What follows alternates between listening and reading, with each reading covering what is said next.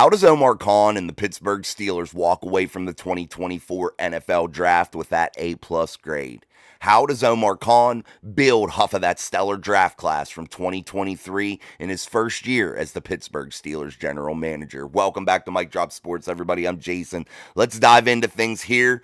Draft week, we're finally here. All the speculation, all the mock drafts are going to finally be over, and the Pittsburgh Steelers find themselves in a good situation in my eyes. I know there are holes. I know the fan base is worried that the Pittsburgh Steelers have to fill certain positions in order to field a competitive team in 2024.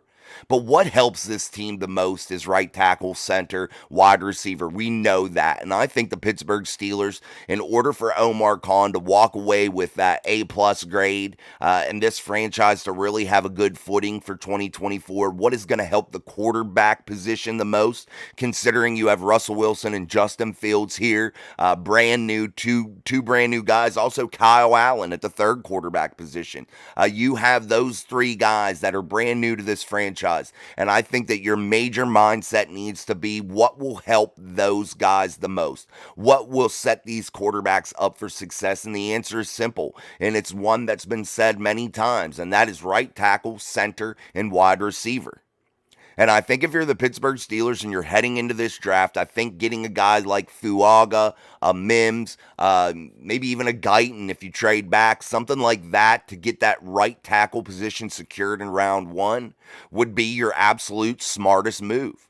You need to bookend this offensive line with great tackle play. Yes, Dan Moore Jr. is highly thought of inside of the building for the Pittsburgh Steelers, but you have to move Broderick Jones back over to the left tackle spot. It's where he belongs, and it's where he's going to benefit this offense and this franchise the most. He's going to be an all-pro there, and I think the Pittsburgh Steelers recognize that, and they are going to get that job done. They're going to get him moved back over to the left tackle spot.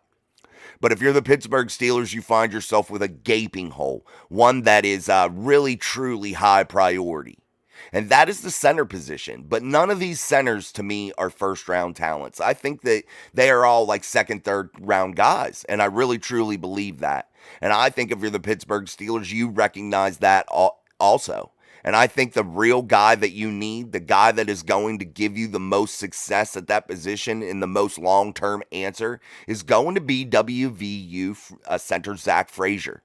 Great base, great hands, good leverage, real dog down there, being a wrestler, real mean, a guy that's going to put some people on their ass. I really think that Zach Frazier is the apple of the Steelers' eye. I don't think that they've been announcing that to be the case, but I really truly believe that the Pittsburgh Steelers know which center is going to benefit them the most, and that is Zach Frazier. I really, really, truly believe that, and I think they're going to be willing to do whatever it takes to move up in round two to secure Zach Frazier. I think you need to be up in the 40 area. That's where you need to be picking to get Zach Frazier. I think that that's where he comes off the board, about 40. Pick 40 to 42, somewhere in that range would be my guess. If you're the Pittsburgh Steelers, you need to get up into that area. We'll say 40 to 45 range. I think that that would be ideal for you to secure that center spot if you're the Steelers. And you're getting a guy that some may think is a back-end first-round talent.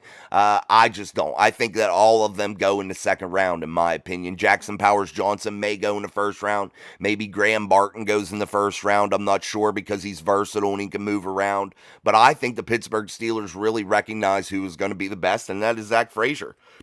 Excuse me. But the Pittsburgh Steelers, I think, get that center with their second pick of this draft. And I think if you get that right tackle and that center to really start this draft off, you've already won if you're Omar Khan, because those are two big positions of need that are going to be on your football team for a long period of time. Guys, tackles are expensive in free agency. Centers are expensive in free agency. You have to get the guys you want now in the draft. Guys that are going to make a difference early and often, and I think a couple players that they could get that could be there when it's their turn to pick, or maybe just a slight trade up, could really be beneficial. Now that we're moving into round three, guys, and I know this has been talked about to death, but I think wide receiver has to be the guy. I think you have to find that wide receiver in round three. Malachi Corley, for instance, could be there in round three when the Pittsburgh Steelers pick 84, pick 98. They have 2 third-round picks. They could really make a move here, guys. They could definitely make a move. Maybe they trade one of those third-round picks in order to move up in round two. Maybe they do that, which is okay with me because they get the center they need. But I think if you're the Pittsburgh Steelers, wide receiver would be a big bonus.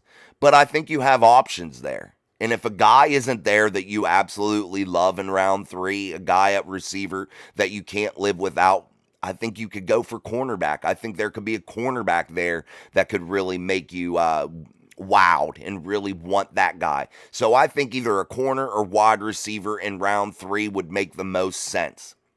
Say you did trade away that third round pick, that second pick in the third round. It's okay because if you didn't, or if you did, you're getting your center. And if you didn't trade it away, you could get a wide receiver and a cornerback there in round three, which would really set the Pittsburgh Steelers up to have a phenomenal draft class. And it would be really just crazy if that's how it all unfolds. And if you're the Pittsburgh Steelers, you would be filling so many holes so quickly. And I have the Pittsburgh Steelers getting those guys. I think that they could really find these guys. The draft is deep enough at wide receiver for them to make that happen. I really think so. And then you look at round four, pick 119. What could they do there, guys? Could they grab another wide receiver? Could they get a safety? Maybe even a defensive tackle? But they would have options. Again, they wouldn't have to reach. Omar Khan could come out of round four with another quality player that fills another position of need and still not be reaching for anybody. And I really like that. And I think that I know a lot of fans are concerned about this draft and they are thinking the Steelers have far too many holes to fill. But I think the opposite. I think the Pittsburgh Steelers are in a prime situation, a perfect situation to get what they need.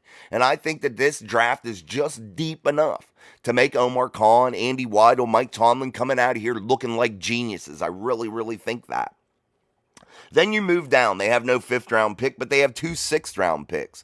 There's still going to be quality players on the board in order for you to fill some holes. Maybe you go out there and you grab another offensive lineman as a more swing position guy, but you still have a Spencer Anderson from last year's draft class that you got deep that I think can still do something special here in year 2.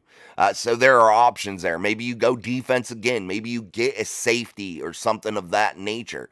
There are several situations that the Pittsburgh Steelers can find themselves in order to have success here in round 6. They have 2 picks. Maybe they bottle one of those picks up and go after, a higher draft pick in round 2 or round 3, whatever. Maybe they use that to move up. We'll see. But if the Pittsburgh Steelers stand pat, they're going to have the ability to have options. And I've been saying it all offseason. Omar Khan and the way he has set this team up to have options is special. And I really, truly believe that. And I think that Omar Khan could really come in here in year 2 as the Pittsburgh Steelers general manager and do even better than he did in year 1. And year 1 was absolutely stellar, guys. So if you're the Pittsburgh Steelers and you're the Steelers fan base, don't be shook. Don't get bummed out about this draft. Don't let this draft bum you out in any way. I think the Pittsburgh Steelers have a great opportunity in front of them. And I think that Omar Khan getting those positions, drafting in the way we just talked about, and really allowing this board to come to him, not playing other teams' draft boards, allowing your team to play their own draft board, and not falling into the trap of player position runs and things of that nature to where you're worried, oh, I'm not going to get my guy. Bullshit. Sit back, allow it to come to you. You have holes, you have positions that you need to fill, and I think that you can fill them rather quickly inside of this draft. And I definitely think that definitely will be the case. And we'll see Omar Khan come away with yet another stellar draft. This is going to be kind of crazy, guys. I definitely think that this draft is going to be a wild one. Don't be surprised if there's some trades in here like we were just talking about. Don't be surprised if the Pittsburgh Steelers don't trade back in round 1. Don't be surprised if they trade up in round 2. don't be shocked at any of these moves that the Pittsburgh Steelers could possibly make here heading into 2024. I really think that the Pittsburgh Steelers have a big time spot here. All right, guys, we're going to wrap this show up here. Make sure that you watch us tonight here on Mic Drop Sports as we dive into the live show tonight here on Steel City Live. So make sure you continue to watch us and continue to support us with the likes, shares, subscribes, all that kind of stuff. So until tonight, Steel City Live at 6:30 p.m. Eastern Standard Time. I'm Jason. This is Mic Drop Sports. Peace.